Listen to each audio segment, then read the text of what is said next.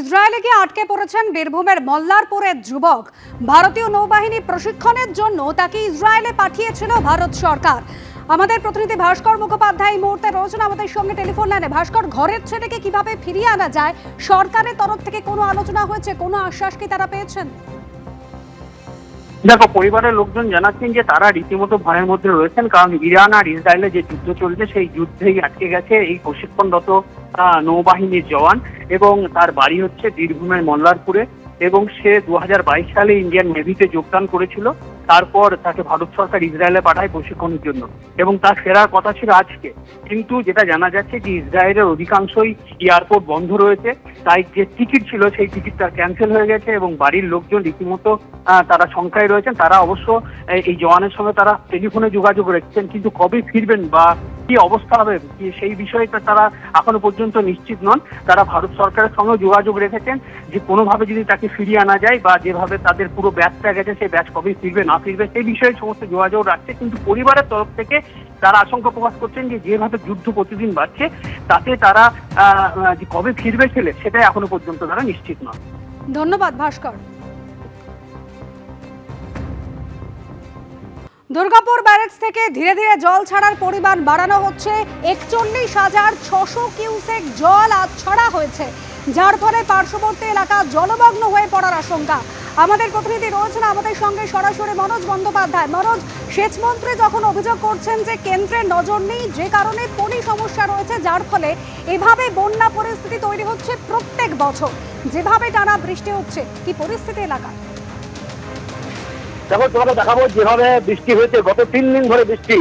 তোমাকে যেমন বলছে গতকাল এবং গত পরশু মাইথন এবং পাঞ্চের থেকে প্রায় 36,000 কিউসেকের মতো জল ছাড়া হয়েছিল, এবং তুমি জানো যে সেই জল কিন্তু দুর্গাপুর ব্যারেজে এসে পৌঁছয়, এবং এরপরে কিন্তু আর কোনো ব্যারেজ নেই। অর্থাৎ এই ব্যারেজ থেকে কিন্তু জলটা আসার পর, যেটা যে পাঞ্চেত এবং মাইথন থেকে জল ছাড়া হচ্ছে, সেটা আসার পর এই দুর্গাপুর ব্যারেজ থেকে সেই জলটা ছাড়া হচ্ছে, এবং এর সাথে বাঁকুড়া, পুরুলিয়া এবং পশ্চিম বর্ধমান 3 জেলার বৃষ্টিপাতের জলও কিন্তু ডাউনস্ট্রিমে যোগ হয়।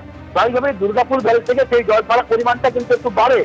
এই যে হারে 3 দিন ধরে বৃষ্টি হয়েছে এবং মাইথন এবং পাঞ্চেত থেকে জল ছাড়া হয়েছে, সেই কারণে গত 3 দিন ধরে এই যে 40 থেকে 45,000 কিউসেকের মধ্যে কিন্তু ওঠানামা করছে জল ছাড়ার পরিমাণটা। যেটা সেচ দপ্তর থেকে বলা হচ্ছে যে যদি বৃষ্টি কিন্তু নাগারে হয় এবং মাইথন এবং পাঞ্চেত থেকে নতুন করে আবার জল ছাড়া হয়, সেক্ষেত্রে কিন্তু দুর্গাপুর ব্যারেজ থেকেও জল ছাড়ার পরিমাণটা বাড়তে পারে। যেটা আজকে সকাল থেকে আমরা দেখছিলাম 41,600, যেমনটা তুমি বলছিলে, এখন কিন্তু সেটা বেড়ে প্রায় 43,500 কিউসেক হারে জল যাচ্ছে। স্বাভাবিকভাবেই এই জল ছাড়ার পরিমাণটা অল্প হলেও, সামান্য ধাপে ধাপে হলেও কিন্তু বাড়ছে। এইটা কিন্তু 70,000, 80,000, 90,000। এরপর যদি দুর্গাপুর ব্যারেজ থেকে আরো জল ছাড়া হয়, পরিস্থিতি অত্যন্ত উদ্বেগজনক হবে। অনেক ধন্যবাদ। আর এরপরে পশ্চিম মেদিনীপুরের পরিস্থিতি দেখাই আপনাদের। সেখানেও জল যন্ত্রণা। চন্দ্রকোনা 2 নম্বর ব্লকের গোপালপুর গ্রামে সকালে ভাঙল শিলাবতী নদীর বাঁধ, আর জলের তোড়ে একজনের ভেসে যাওয়ার আশঙ্কা। আমাদের প্রতিনিধি সোমনাথ দাস রয়েছেন আমাদের সঙ্গে। সোমনাথ, তো গোটা এলাকা প্রায় জলে প্লাবিত। দেখো অনুসূয়া, গতকাল থেকেই শুরু হয়েছে। গতকাল প্রথমে গড়বেতার শিলাবতী যে পাহাড় উপচে জল পড়েছিল, গড়বেতা প্লাবিত হয়েছিল। তারপরেই সেই জল ধীরে ধীরে যখন আসতে থাকে, গড়বেতার জল কিছু কমলেও যন্ত্রণা বাড়ে চন্দ্রকোনার। এই মুহূর্তে চন্দ্রকোনার 2টি ব্লক একেবারে জলের তলায় রয়েছে। এনডিআরএফ এর টিম নেমেছে, তারা এলাকার মানুষকে উদ্ধার করার চেষ্টা করছেন। একটু আগেই খবর পেলাম আমরা যে একজন তুলসী রুইদাস নামে 42 বছরের এক যুবক, সে ছত্রগঞ্জ থেকে বাড়ি ফিরছিল। বাড়ি ফেরার সময় সে তলিয়ে যায়।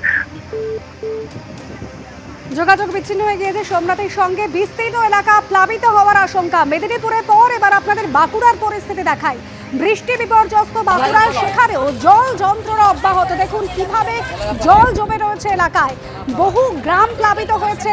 তালডাংরা ব্লকের পাঁচমুড়া উচ্চ বিদ্যালয়, সেখানে ত্রাণ শিবির খোলা হয়েছে। প্রায় 100টিরও বেশি পরিবার এই ত্রাণ শিবিরে আশ্রয় নিয়েছেন। জয়পন্ডা নদীর জলে প্লাবিত হয়েছে বেশ কিছু গ্রাম। তালডাংরা ব্লক এলাকায় 5টিরও বেশি ত্রাণ শিবির খোলা হয়েছে। এটি হচ্ছে পরিস্থিতি, পুরো একদম ভিতর দিয়ে সব। আমার বাচ্চা হচ্ছে 4-5 মাসের। আমি সারাতেই জেগেছিলাম বাচ্চাকে নিয়ে। তো দুপুর পর যখন উঠলাম, ব্রিজে নদী ধারকে গেলাম, তখন হচ্ছে ব্রিজের উপরে জল উঠে গেছে।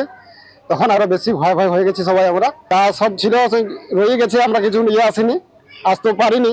কবে ফিরতে পারবো বলা যাচ্ছে না। এখন যদি আরো জল আজকে রাতে আরো যদি বৃষ্টি নামিয়ে দেয় আরো যাওয়া সম্ভব হয়ে যাবে। এত বৃষ্টি এত বান কখনো দেখি নাই। 10 বছর এই গ্রামে এসেছি, 10 বছরের এই প্রথম এবছর জোর মানে প্রবল বেগে বৃষ্টি হয়েছে। ভয় লাগবে না, ছোট ছোট বাচ্চা কাচ্চাকে নিয়ে পড়িয়ে হড়িয়ে ইয়া করে পেরিয়ে আমরা এসেছি।